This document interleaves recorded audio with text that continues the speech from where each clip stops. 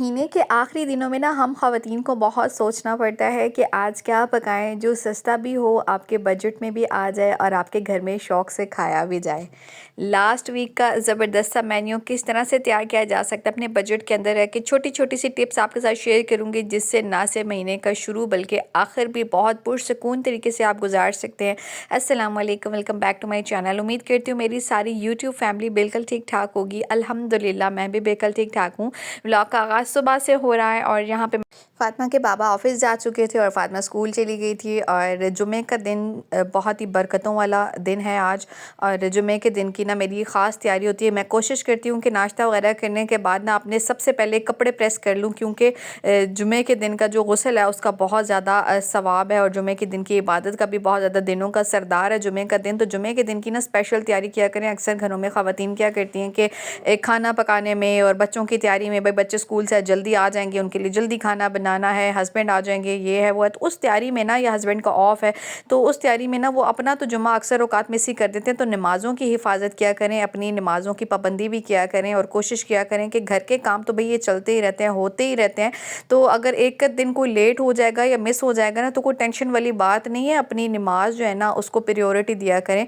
तो अपने लिए जो है ना तैयारी ज़रूर सबसे पहले कर लिया करें, क्योंकि फिर हम लोग ना घर के कामों में इतने बिजी हो जाते हैं ना कि हम लोग अक्सर औकात या तो सुस्त हो जाते हैं या फिर कहते हैं कि भाई चलो रहने दो। तो भाई ये चलो रहने दो वाली जो बात है ना वो तो होनी ही नहीं चाहिए। तो मैंने कहा चलिए सबसे पहले ऐसे करती हूँ कि अपने जो कपड़े हैं ना उनको प्रेस करके रख लेती हूँ और उसके बाद मैं आपके साथ घर की रूटीन के काम भी शेयर करूँगी और आपको बताऊँगी कि किस तरह से महीने के शुरू से लेकर ना आपने महीने के आखिरी हफ्ते तक को ना बहुत ही पुरसकून गुजारना है। छोटी छोटी सी टिप्स भी शेयर करूँगी और आपको बताऊँगी कि किस तरीके से मैं इस महीने को, मैं बल्कि महीने को नहीं हर महीने को ही जो है ना अपने लिए पुरसकून बनाती हूँ, अपना एक बजट बनाती हूँ। ये सब मैंने बहुत अच्छे तरीके से जानती है, अक्सर व्लॉग्स में देखती भी रहती हैं। और फिर मेरा जो महीने का एंड है वो किस तरह से होता है, आज के व्लॉग में यही सब कुछ डिस्कस करेंगे। तो जो मेरी बहनें चैनल पे पहली मरतबा आई हैं, वीडियो पहली मरतबा वॉच कर रही हैं, आप सबसे गुजारिश है कि आप मेरे इस चैनल को सब्सक्राइब कर दें ताकि बहुत अच्छे अच्छे से व्लॉग, बहुत मोटिवेशनल वीडियोस और बहुत अच्छे अच्छे से जो टॉपिक्स हैं ना वो आपको देखने को मिलते रहें। तो चैनल को सब्सक्राइब आपने ज़रूर कर देना। बात करें अगर महीने के आखिरी दिनों की ना, तो जो सैलरी पर्सन लोग होते हैं उनकी सैलरी जैसे ही महीने के शुरू में आती है ना तो बहुत ही जल्दी ख़त्म हो जाती है। यानी महीने के शुरू के दिन तो बिल्कुल इसी तरह से गुजर होते हैं जैसे ईद के दिन होते हैं,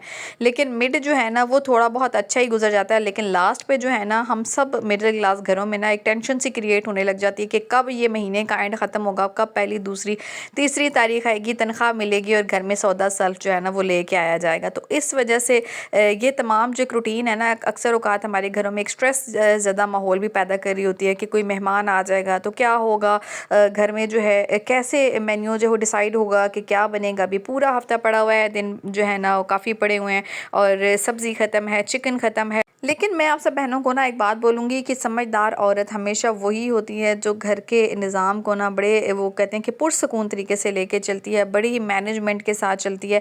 और मैं भी इसी तरीके से मैनेजमेंट के साथ ही चलती हूँ ताकि मेरा जो महीने का एंड है ना वो भी बड़ा पुरसकून तरीके से गुजरे, मुझे कोई परेशानी ना हो कि मेहमान आ जाएगा तो मैंने क्या रखना है उसके सामने। मेहमान तो वैसे ही अल्लाह की रहमत होते हैं और जो भी मेहमान आपके घरों में आते हैं ना वो अपना रिज़्क साथ लेके आते हैं और अपने घर से, आपके घर से कितनी बीमारियां जो है ना वो अपने साथ लेके जाते हैं। तो इस वजह से सबसे पहली बात तो ये है कि आपने मेहमानों के आने से परेशान नहीं होना है। दूसरी बात यह है कि जब आपने महीने के शुरू में बजट बनाना है तो कोशिश करनी है कि बजट को इस तरीके से मुतवाज़न तरीके से बनाना है कि आपके महीने के जो एंड के डेज़ हैं ना वो भी पुरसकून तरीके से गुजरे, ना कि आप महीने के शुरू में ना सैलरी की एक्साइटमेंट में इस तरह से फुर करके पैसे उड़ाएं, बच्चों की ख्वाहिशात पूरी कर दी, बिल अदा कर दिए, ग्रोसरी कर ली, सब कुछ हो गया मैनेज। भैया महीने के आखिर में क्या होगा कुछ पता नहीं है। बहरहाल पहले एक नज़र लगाएंगे अपने फ्रिज के अंदर कि फ्रिज में क्या क्या चीज़ें पड़ी हुई हैं भाई, और उसके बाद फिर बताऊँगी मैं आपको कि क्या क्या तरीके से आप कौन सा मेन्यू अपना के ना एक पुरसकून हफ्ता जो है ना आखिरी स्पेशली महीने का जो है वो आप गुजार सकते हैं।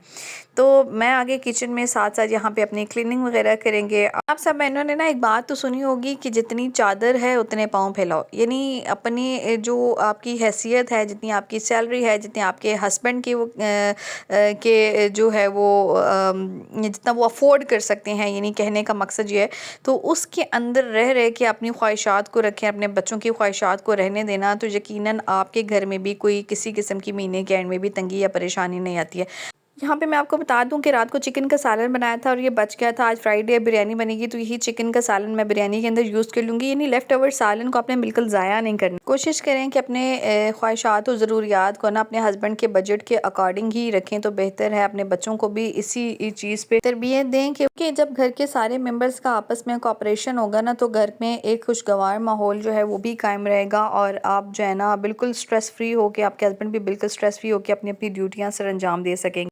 तो इन सब चीज़ों को ना एक साथ लेके चलना बहुत ज़्यादा ज़रूरी है। मैं हमेशा अपने व्लॉग्स में ना बोलती रहती हूँ कि ख्वाहिशात और ज़रूरियात में ना फ़र्क करना सीखें और यही फ़र्क ना अपने बच्चों को भी सिखाएं।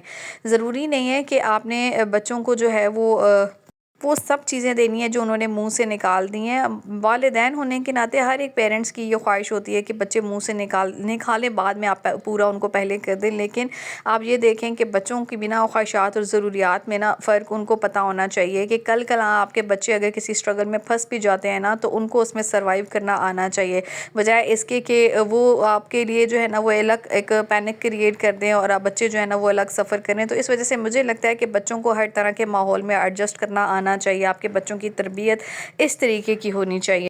चाहे वो आपकी बेटियां हैं, चाहे वो आपके बेटे हैं, फ़र्क तो आपने बिल्कुल करना ही नहीं है। बल्कि मैं तो कहती हूँ कि वो हदीस भी है ना कि घर में कोई चीज़ लाओ तो पहले बेटियों को दो तो फिर बेटों को।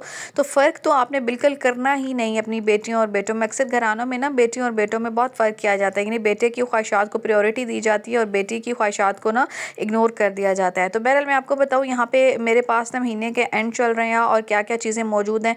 दालें वगैरह पहले मैंने देखी और माशाल्लाह से देखें कि मसर दाल जो है दोनों तरह की, साबुत भी और छिलके वाली भी, दोनों साबुत और छिलके बगैर दोनों पड़ी हुई थी मेरे पास। उसके बाद दाल मूंग वगैरह पड़ी हुई थी। और यानी महीने के आखिर में ना हमें थोड़ा सा बजट अपना इस तरह से कंट्रोल करना पड़ता है कि गोश्त और बाकी जो वो कहते हैं ना कि एक फजूल खर्च जो हम लोग महीने में कर रहे होते हैं ना, उससे हमें हाथ थोड़ा सा खींचना पड़ता है ताकि हमारे महीने का आखिर जो है ना वो पुरसकून तरीके से गुजर सके। चने की दाल तो ऐसा लगता है कि मैंने बनाई ही नहीं है, बल्कि मेरी पिछले मंथ की पड़ी हुई थी तो थोड़ी बहुत ही तो मैं महीने में 1 या 2 दफ़ा बना लेती हूँ, तो मेरी वही यूज़ हो गई थी। अभी ये मेरी पड़ी हुई है तो मुझे नेक्स्ट मंथ की ग्रोसरी में लेनी भी नहीं पड़ेगी। मूंग दाल जो है ये भी मैंने तकरीबन 2-3 मरतबा बनाई है चावलों वगैरह में डाल के खाने के लिए। तो बस ये भी मेरे पास अभी जो है ना काफ़ी क्वांटिटी इसकी भी पड़ी हुई है। यानी अगर बात करें लास्ट सिर्फ 1 हफ़्ते की ना, तो ये काफ़ी क्वांटिटी है दालों की जो मुझे 1 हफ़्ते में बेहतरीन तरीके से काफ़ी रहेंगी। बल्कि मे बी जो है ना नेक्स्ट मंथ में मुझे इनको लाने की ज़रूरत भी ना करे। मैं यहाँ पे बात कर रही हूँ अपनी फैमिली के अकॉर्डिंग। अगर आपकी फैमिली बड़ी है, आपका बजट अलग होगा, आपके जो घर में आने वाले सौदा सल्फ़ है उसकी जो एक क्वांटिटी है वो अलग होगी। मेरी फैमिली चूँकि छोटी है तो मैं अपने फैमिली के अकॉर्डिंग यहाँ पे आपसे बात करूँगी। तो दालों वगैरह की इतनी क्वांटिटी पड़ी हुई थी कि मुझे लग रहा था कि भई ये जो है ना महीने का लास्ट जो वीक है ना उसमें बड़े पुरसकून तरीके से पूरी हो जाएगी। तो बहरहाल दालें वगैरह जो है ना ये तो मेरी पड़ी हुई है, मुझे इसकी कोई परेशानी नहीं है। आपने सबसे पहले जायज़ा ले लेना है कि आपके पास दाल कौन-सी पड़ी हुई है। फिर महीने के शुरू में ऐसा होता है ना कि अक्सर औक़ात आपके पास दालें वगैरह पड़ी हुई भी होती हैं और फिर आप ग्रोसरी में नहीं भी लेते। एक तो आपका जायज़ा भी हो जाएगा कि आपके पास नेक्स्ट मंथ की नई ग्रोसरी के लिए क्या-क्या चीज़ें महफूज़ पड़ी हुई हैं। दूसरी ये है कि आपके पास क्या-क्या पड़ा हुआ है ये भी निकल आएगा। अच्छा, उसके बाद में मेरे पास बेसन भी पड़ा हुआ था कि अचानक कोई मेहमान आ जाता है ना, और बेसन में हर ग्रोसरी में लाज़मी लेके आती हूँ कि आप इससे पकोड़े वगैरह बना सकते हैं, आप कड़ी पकोड़ा बना सकते हैं, आप दही बड़े बना सकते हैं। तो बेसन की क्वांटिटी भी मेरे पास तकरीबन हाफ़ केजी तक की पड़ी हुई थी।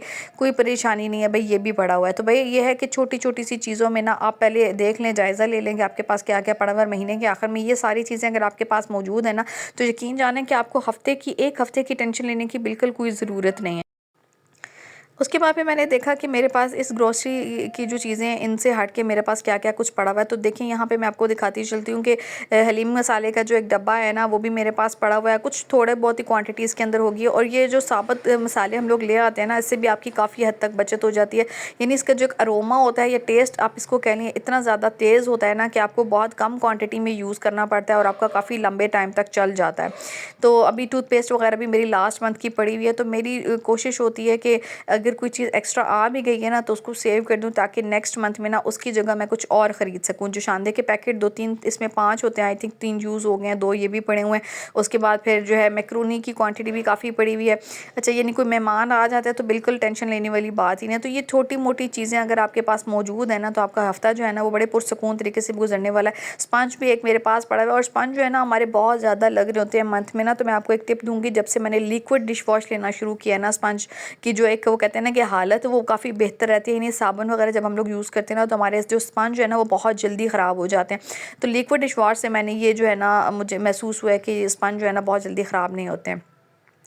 उसके बाद फिर साबुत गोल धनिया, जैसे कि मैंने आपको बताया कि हम लोग जब ना साबुत मसाले ले लेते हैं ना तो इनकी जो क्वांटिटी होती है, आप थोड़ी सी भी अगर सालन में शामिल कर देते हैं ना तो आपका जो सालन है ना उसकी खुशबू बहुत अच्छी आती है, वो काफ़ी रहता है। अगर आप लोग पाउडर पिसे हुए मसाले पहले से लेके इस्तेमाल करते हैं तो उसकी क्वांटिटी भी ज़्यादा डालनी पड़ती है और टेस्ट भी वो नहीं आता। अच्छा, उसके बाद मेरी कोशिश होती है कि महीने की शुरू में ना कुछ पैसे इस तरह से रखूँ कि मेरी नज़रों से बिल्कुल गायब हो जाए और महीने के आखिर में ही उनको निकालूँ। जिस तरह से अब मैंने ये कुछ पैसे जो है ना सेंटर की ज़िप में रखे हुए थे जहाँ से मेरी नज़रों से बिल्कुल ओझल थे। ये महीने के आखिर में जो है ना मुझे परेशानी नहीं है कि अगर एक हफ़्ते के अंदर मुझे कुछ चिकन वगैरह मंगानी पड़ती है। आजकल तो चिकन वैसे भी सस्ती हुई है, 500 रुपये किलो तक की हुई है। तो आप जो है ना आराम से इसकी 2-3 किलो चिकन भी आप चाहें तो मंगा सकते हैं।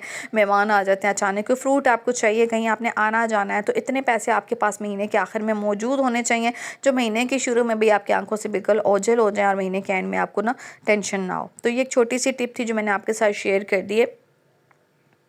बात कर लेते हैं अगर मेन्यू की ना, तो महीने के आखिर का जो एक हफ़्ता होता है ना उसका मेन्यू डिसाइड करना भी काफ़ी ज़्यादा मुश्किल हो रहा होता है। आखिरी हफ्ते के मेन्यू का स्टार्ट हम लोग लेंगे जुमे से, और जुमे का दिन जो है मेरा मेन्यू में होती है चिकन बिरयानी।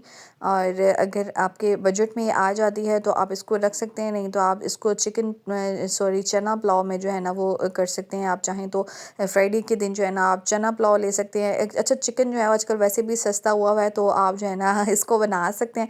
अच्छा, उसके बाद बात कर लेते हैं सैटरडे की। तो सैटरडे चूँकि आप चिकन बिरयानी भी खा लिए, चना पुलाव भी खा लिया। अच्छा, रात के मेन्यू को मैं यहाँ पे शेयर नहीं कर रही हूँ क्योंकि रात में ना हर एक घर में अपना मतलब एक मेन्यू होता है। कुछ लोग 2 टाइम का खाना बनाते हैं, कुछ 1 टाइम का बनाते हैं। कई घरों में बच्चों के लिए अलग स्नैक्स बन रहे होते हैं। तो यहाँ पे मैं सिर्फ दिन का मेन्यू शेयर कर रही हूँ।